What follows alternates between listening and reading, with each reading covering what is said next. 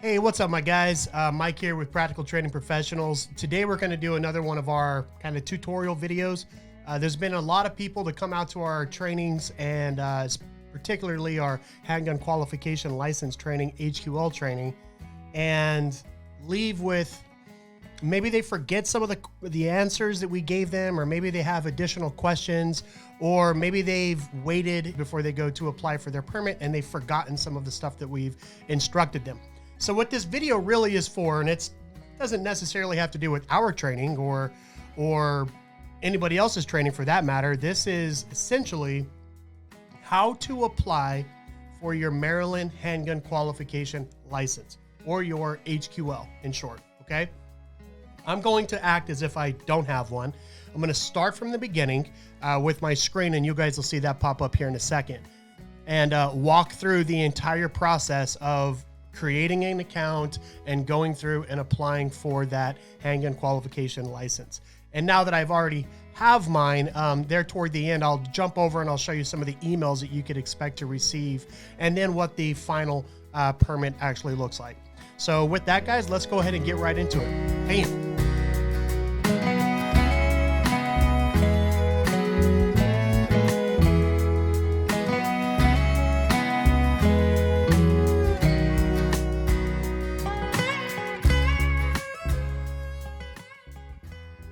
All right, guys, so we're going to go ahead and pivot over here to the screen. You guys will see me down here in the bottom corner. Hey, everybody. Periodically, I'll break back to the big camera and I'll give you some tips if necessary. But most of the time, it's going to be this screen right here where you get to see exactly what I'm seeing. All right, guys, the first place you want to go when you start to apply for your Maryland HQL, your Maryland Handgun Qualification License, is right here. Now, don't worry about memorizing this. Here I am. I'm highlighting what's up in the top left corner here in the search bar. Don't worry about memorizing that. There will be a link down in the description below, but that's where you'll go to start, and you'll end up doing this create user account, okay? Here you're going to put your date of birth, your last name, and your registration code. If you do not currently have an HQL on file or any other records associated with your date of birth and last name, the answer to the registration code is pretty simple. None. Okay. Now, once you do that, you'll hit search and it'll say, for instance, like if I put in my stuff here and, whatever, Bell, and I put none, it'll say nothing here. Right. So we were unable to find any records associated with your search criteria. Please provide the requested information below and click the register button. Okay. So this is where you start. All right. Now, I'm not going to go here and fill out all of these questions for you, but I will highlight them, right? So it's going to need your first, middle, and last name, social security number, your gender, and your date of birth. That's all of that important information. You'll need your address, your primary phone number and email, and then confirm your email. Okay. And then this is where you get to create your own username and ID, your user ID and password, I should say. All right. It's pretty simple stuff. I recommend that you write this down while you're doing this. Okay. Don't wait for the email to come in. There will be an email that has your username and password in it for you to remember or for you to utilize later in the process. But write this down right where you have it in front of you because you're about to use it. Once you have all that information in there, all you want to do is click register and you'll be in the system. It's that simple. All right. Then you'll come over here to the login page and you'll go ahead and put in your information. So I'm going to actually start a new application here. So we'll go with that. And it's going to take me here. All right. Now, you guys don't bomb me. Don't bomb me here. Don't send anything to my address. In fact, I'm probably just going to blur this out because I know how you hooligans are out there. I know how the internet works. All right. But there's a few things here. It's check the Maryland State Police licensing webpage for the requirements of the application you're submitting. And we'll get into those, guys. It's pretty simple stuff. All right. You can only submit applications for yourself. Of course, right? What that means is that I'm not going to submit your application for you. Although we do offer application assistance where we could assist in all of this. All right. It's actually pretty simple stuff and we do it all the time. And then to begin a new application, select the initial application link from the menu on the left. That's what we're going to do. Okay. So we'll go to initial application here. This is where some people may get confused. Again, we go over this in class, but maybe you lost your notes. It's pretty simple stuff here. For profession, you just want to do firearm services. You are not LEOSA. Okay. That's law enforcement. That is law enforcement officers. You're not, that's not you. If it is you, more power to you. This video is not for you. You fall under a different category. For most of us here, it's firearm services. All right. The license type is pretty simple. We're doing HQL standard. Now, I'm not going to go into what the permit exempt and the training exempt and what this other stuff is for. All right. That is not in the intent of this video. This is to walk you through getting your standard HQL, which is about 95 to 99% of our students fall under that category. Now, the obtained by method, very simple. Application. All right. Super simple stuff there, guys. If you want to know more about what those exemptions are, you can come down here. It talks a lot about it, but again, that's not for us. It's not for this video. And then you'll just hit start application. It's pretty simple. All right. Don't get bogged down in this. This is just your instructions. You could read all this, but really what you want to do is just scroll down, keep scrolling right here. Okay. To continue your application, click here. Right? That's what you want to do. Click here. You can keep going and you can read all this stuff. That's fine. But really you just want to go right here, middle of the page. It says to continue your application, click here. All right. I'm going to blur all this stuff out. You guys aren't going to see it. All right. But this is again, where you're putting in your information. Anything with, anything that says required needs to be here. All right. If you don't have an occupation, hit none. If no middle name, enter NA. All right. This stuff is all very simple. Second page here. Again, this is the same information that you put before. All right, guys. Don't worry, it's not complicated. It's your address. Again, I'm going to blur out mine so that no one's stealing my identity. I don't have LifeLock or Life Alert or any of that other stuff, but maybe I should, right? Now, once you come down here, this is when, stuff gets it's where they need to make sure that you're a Maryland resident. All right. So you're going to go ahead and put in your Maryland driver's ID and all that stuff in here. And I'm just going to get crazy with mine. B 1, 2, 3, 4, 5, 6, 7, 8, 9. Okay. 1, 2, 3. Expiration date. Mine's expiring very soon. So we'll do 09, 21, 22. That works for me. Height in feet, tack inches. So not the whole, apostrophe and then quote mark there. So we'll do 5'10", which is how tall I am. Eye color for me, brownish. Weight, I'm a svelte 150 pounds. You guys know that. And my hair color is black. All right. Fingerprint background check information. This is required. Now pivot. I'm going to pull up another screen and I'm going to show you guys what that looks like. Okay. On this page, it's going to be asking you for your TCN. Now, if you got your fingerprints done with us at one of our trainings, okay, you will have this receipt. The fingerprint technician will go ahead and they'll put what this is for, HQL or carry. It'll be written up here at the top. Now, you don't want your tracking number. It is not 206, okay? What you want is your TCN. It's this string of numbers right here, okay? Now, it may be something different than that. Obviously, it's going to be something different than that. But what you want is the TCN number. I'm going to say that again. Hold on to your receipt when you leave class, okay? Because what you're going to want on that sheet is this TCN number. All right, let's bounce back. So you'll put your TCN tracking information in here. So we'll do LN 1, 2, 3, 4, 5, 6, 7, 8, 9, 0. And then the date in which you got your fingerprints done. Now this is the date's important and the number is important because this is ran through the CJIS, the Criminal Justice Information Services. All right. This is going to run through. It's a high-tech hub in the hills of West Virginia, ironically. All right. It's the FBI that provides a range of state-of-the-art tools and services to law enforcement, national security, and intelligence community partners and the general public. Whatever. It's an FBI fingerprint background investigation. All right. So I would tell you, no jokers. All right. No liars. You can't come in here and say that you're not a you've never been convicted of a felony, but then they pull your fingerprints and they find out that you have. Okay. So, but anyhow, you want to put your TCN number on there and you want to put your fingerprinting date on there. So we'll say that we just got ours done recently. So we'll say we got it 14/21, just like that. All right. Now we don't have a citizenship status, an alien or US CIS number, and there is no expiration date. So we want to go ahead and update our terms here. So the next screen is your prerequisites. Okay. You want to go ahead and click add here. All right. The relationship type is an instructor prerequisite. The profession is firearm services. The license type here is qualified handgun instructor certificate. All right. Then what you're going to get, you'll get something emailed from us after completing the class. It'll be your certificate.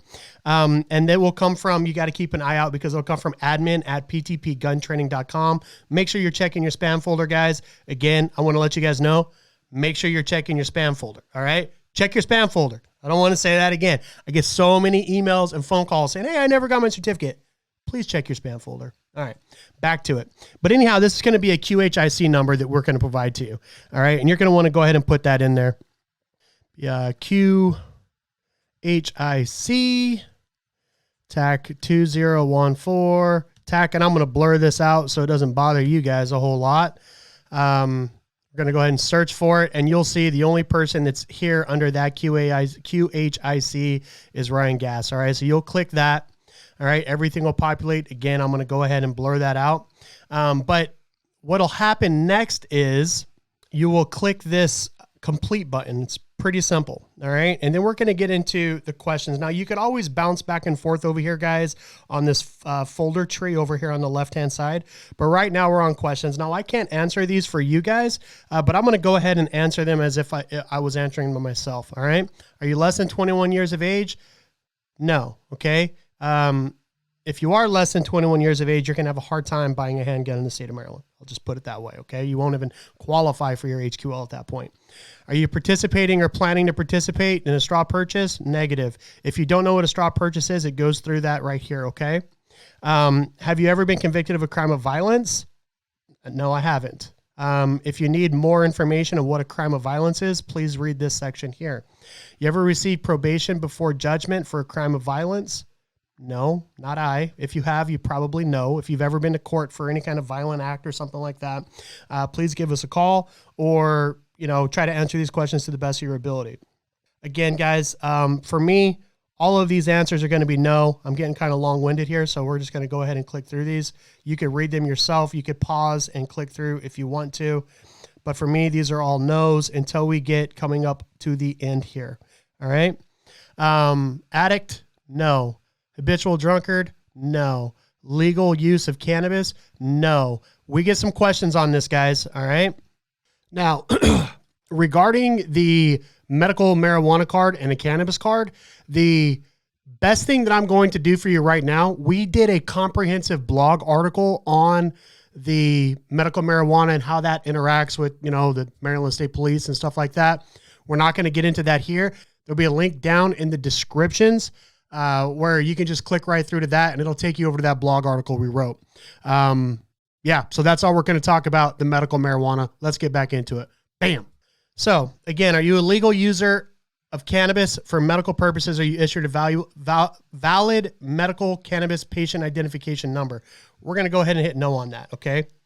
Do you hereby solemnly swear or affirm? This is where you want to hit yes. All right. And are you a citizen of the United States? Yes. So if you're just like me, every answer here is going to be no, except for the last two. By clicking the submit button, you hereby solemnly swear. Okay. You guys can read that. Basically what you're saying is all of this stuff is the truth. We're going to go ahead and hit submit here. All right. Now, that was your questions. Attached documents. Repeat after me. In fact, I want to go to the big screen here. I want you guys to be able to see me. All right. Repeat after me. You will not be uploading any documents. You will not be uploading a receipt for your fingerprints. You will not be uploading a training certificate. You will not be uploading passport style photos. You will not be uploading anything. Okay. So on this page, you're going to go down and you're going to hit next. All right. So let's do that together. You do not have to upload anything here. You're going to hit next. Okay. All right, here's a lot of information. Again, I'm going to blur out the stuff I don't want you to see. Here's all the questions that we had. Lots of no's, a couple yeses. Here's Ryan's, QHIC number. Again, I'm going to go ahead and blur that out for you guys. Not a big deal. After everything looks good, you want to go ahead and hit pay fees. All right, a screen will pop up like this. Your application fee for your Maryland handgun qualification license is $50. All right. Now, all of this stuff can be done online. There's no need to send in a check or anything like that. Okay. So you'll hit the pay fees button. It'll take you to the payment page. Well, it'll take you to this. It'll say, wait a few seconds. You're going to be redirected. When you're redirected, it's going to take you here. It's going to put in your credit card information. All right. I put in Ryan's credit card information here. It's pretty fascinating, right? And then you'll hit pay. Now, after you hit the pay button, okay, you should get an email confirmation saying that you've paid and that it is in work. But you do want to be paying attention there. Now, don't bug out if they don't respond to you immediately. Don't bug out if everything isn't happening as fast as you want it to be happening.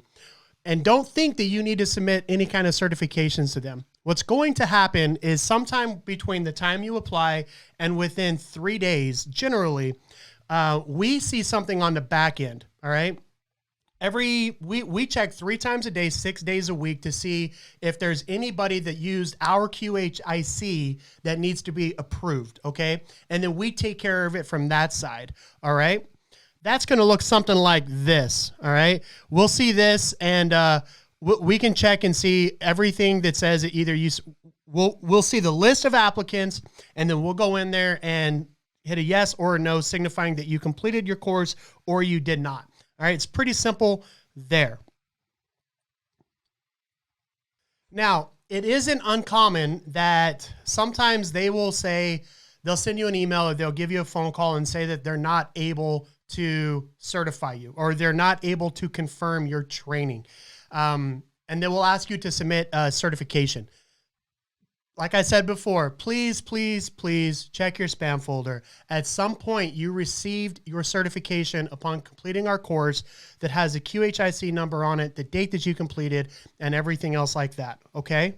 What you're going to want to do is just forward them that certificate. All right. And that should get that portion squared away.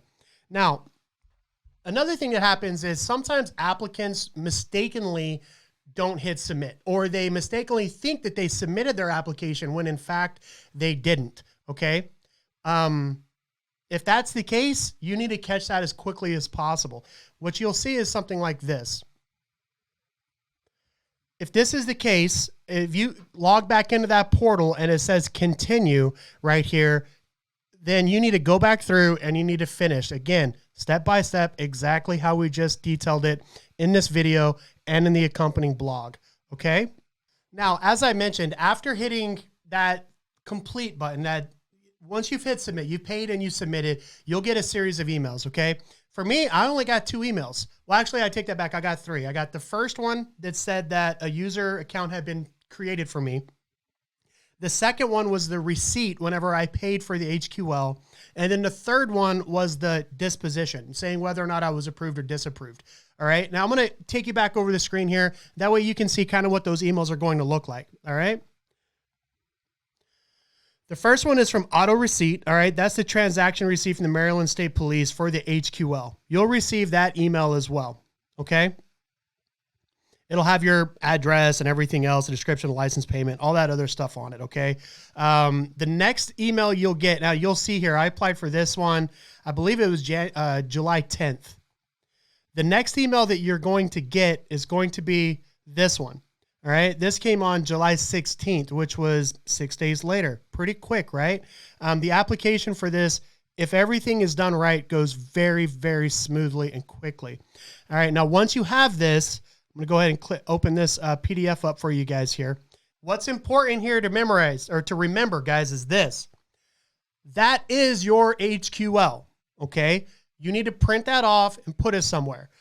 Take a picture of it, save it to your home screen on your phone, right? Because you're no longer getting a paper copy You're no longer getting the little cards that they used to give out. What you're getting is this, okay? So print this out, take a picture of it, save it on your phone somewhere, because that's what you're going to need to be able to purchase a handgun in the state of Maryland. All right, guys, that's pretty much it. That is start to finish, starting an application online and walking all the way through until you receive your permit and email, okay? There's a few things that can happen along the way that might bog you down, all right? One of them is they say that you submitted, or that your fingerprints say carry on them, but you're using them for HQL. Or they'll say that they can't find you in the system, or that they don't see your certification. Now, Ryan likes to say that the MSP is going through growing pains, all right? Maybe they are. I'm encouraging you along this process to please head over to PTPGun.com and go to the blog that this video is going to reference. It will be in that blog as well, and read the lessons learned in there. Okay, guys, it really shouldn't take that long. Again, it took me 6 days to get mine. It's not that long. Things you're going to need: training and fingerprints. For your training, come to PTP Gun, sign up for the HQL training. Better yet, sign up for your wear and carry training. That way, even if you don't apply for your wear and carry, you're still getting a solid day on the range to get you better prepared for when you do purchase that firearm. Not to mention, if you sign up for the 2-day wear and carry class, it actually goes above and beyond the training requirement that you will need for that HQL. We like to call that kind of 2 birds, 1 stone, right? So you take the wear and carry course. It meets the qualification, the training qualification for that HQL, but you get that second day on the range. And should you choose to apply for your wear and carry permit, you've already taken the training. It really is a no-brainer, guys. It saves you money in the long run. So yeah, we encourage you to take that route. Sign up for that class, get your training, get your fingerprints done while you're there. And when you get home that night, file your application. Don't procrastinate, guys. If there's any questions, all right, please, if you find this on YouTube, drop down the comments below, ask us there, all right? We're going to be monitoring. We monitor the comments all the time. I'll drop down there. I'll try to answer you directly. If you have any questions that are more personal, you don't want to put your information out there, email me, mike@ptpgun.com. And the easiest way to get a hold of us is to go to PTPGun.com and message the page right there. You'll fill out the form submission, and you'll be able to email us right from there. We'll get a hold of you guys. Until then, guys, as always, train, defend, prevail. We're out.